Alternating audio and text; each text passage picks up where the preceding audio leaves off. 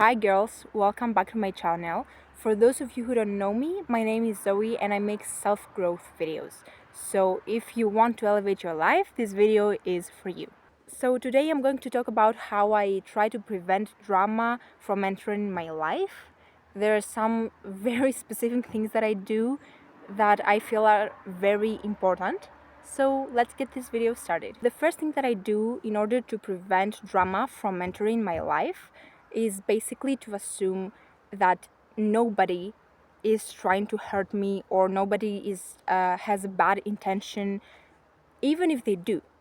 I mean, they might have a bad intention. They might want to hurt me in a way or another. They might have done something intentionally to make me feel bad, to make my life miserable or anything.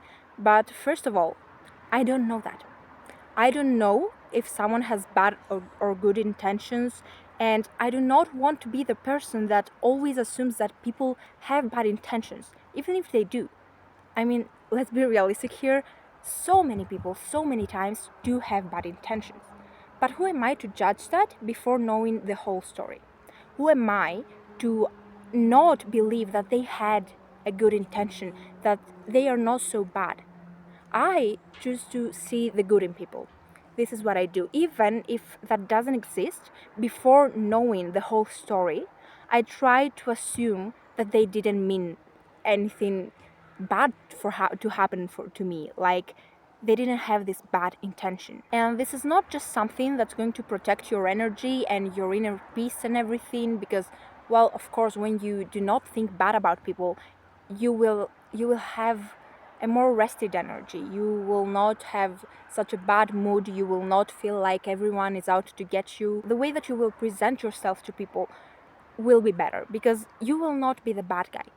But assuming that someone did something to you in order to hurt you can actually make you look like a bad guy. Because what if they didn't? What if they didn't do this to hurt you? What if it was an honest mistake and you just said this and that and you said so many bad stuff about this person that, oh, they hate me, I knew it, they always used to do that to me, blah blah blah. Okay, maybe all that is true. But if this one time what they did wasn't on purpose, you are going to be presented like the bad guy, and this actually does hurt your image. And it doesn't only hurt your image, it also hurts how you feel. And the way that you feel basically through those situations is going to change your energy. It's going to change what you receive, the energy that you receive, and the blessings that you receive or you don't receive exactly because of that. And this is very important because do you receive good treatment for people? Do you receive good things into your life?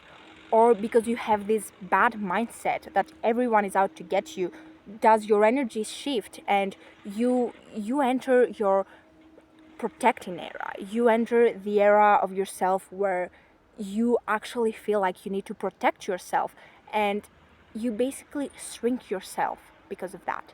You do not have this abundance that you need, and this is how you do not receive the blessings that are actually waiting for you. Your blessings are waiting for you to be in the energy that you need to be in order to receive them. Now, another thing that I do in order to prevent drama from entering my life is that I choose wisely who I let have access to my life. Like, so many people will want access to your life. It doesn't matter who you are, it doesn't matter if you're a celebrity or if you're just somebody somewhere, it really doesn't matter.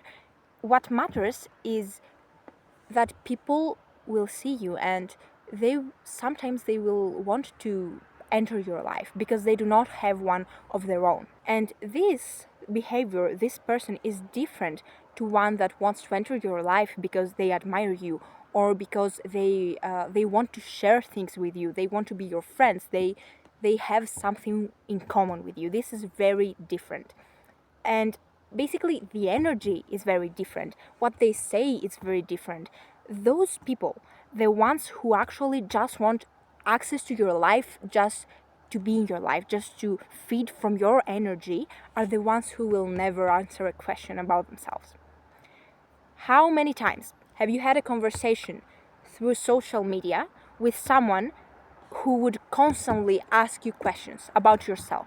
What are you doing then? Oh, how did that happen in your life? Blah, blah, blah, blah, blah, blah.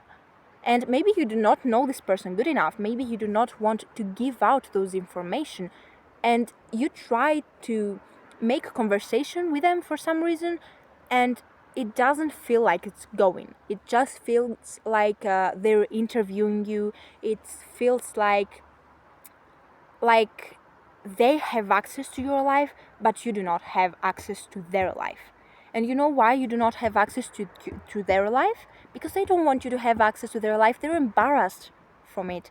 They do not like their life. This is why they want to have access to yours. Because you have something to give. You have this energy, this mindset that they feed from, basically. And they don't have that. So what would they give you? This is why those people never answer your questions. This is why those people never give you anything. You don't know anything about them. Maybe you've been hanging out with them, but do you actually know stuff about them? I don't think so. And this isn't just about the people who want to feed from your energy. This is also about the people that you know. You need to limit their access to your life if they are toxic. You need to limit how much they know from your life, even if they're your family. Because sometimes your family can be toxic. I really, really pray for you that they are not, because it's such a bad thing for your family to be toxic, for them to basically not be the support that you need them to be and everything. I understand that this is very bad, but it's worse for you to be around those people. It's worse for them to basically give you their drama, to put you in chaotic situations. Also, I tried to do something different with the light, so I hope it's working. I'm really hoping that. I don't think it's working, and it's getting darker. Okay, anyways, we were talking about the family thing, and I know it sounds very, very hard to cut off your family, but the thing is, first of all, you do not have to completely cut them off, you just have to limit their access to your life. I feel like this is something hard to do, but it's something possible as well. The more you limit their access to your life, the less they will put their chaotic energy into your life. I am so happy that my family is not like that, but I have so many examples of people that they needed to go away from their family. They needed to cut them off basically to a limit.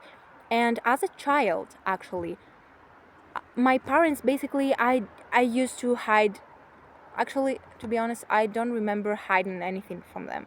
I was going to say that I used to hide almost nothing from them, but I actually did hide nothing from them. And this is the thing, so many of my friends, they used to hide stuff from their parents, and I didn't understand it. I was like, why don't you tell them? They might help you with your issues and everything. But they were always like, no, they won't. They're going to judge me. They're going to punish me and everything. And this is true. This is the toxic kind, and this is the kind of parent that you do not want. This is the kind of family where you cannot share stuff with them because you feel like they are not your family, actually.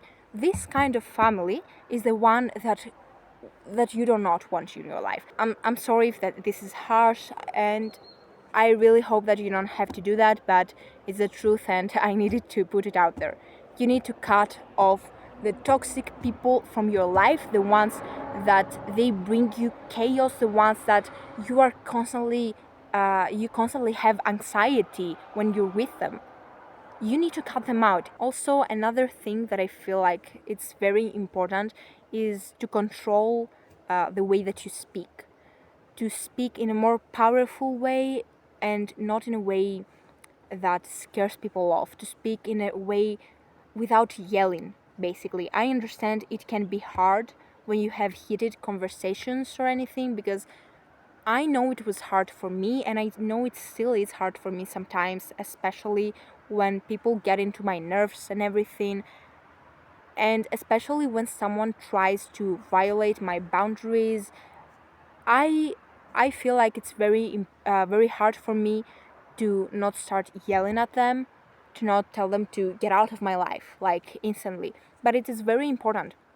It's very important because basically when you yell at people and when you demand something in that heated way, you are not actually respected. When you show people that you do give a fuck about what they think, when you show people that they have control over the way that you react, this is how drama enters your life. This is how they control you, basically, because this is what's happening with drama. Drama most of the times is people who are trying to control you, people who want you to have a life that's a little bit miserable, people who want you to have a life similar to them.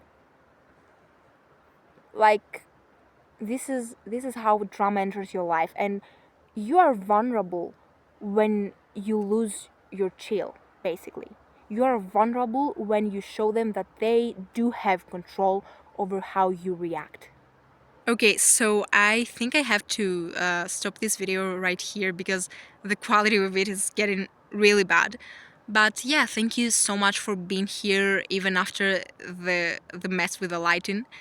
And I really appreciate you watching this video till the end, and I will see you probably in part 2 of this video because I'm definitely not done saying what I have to say about this. So yeah, I will see you soon. Bye bye.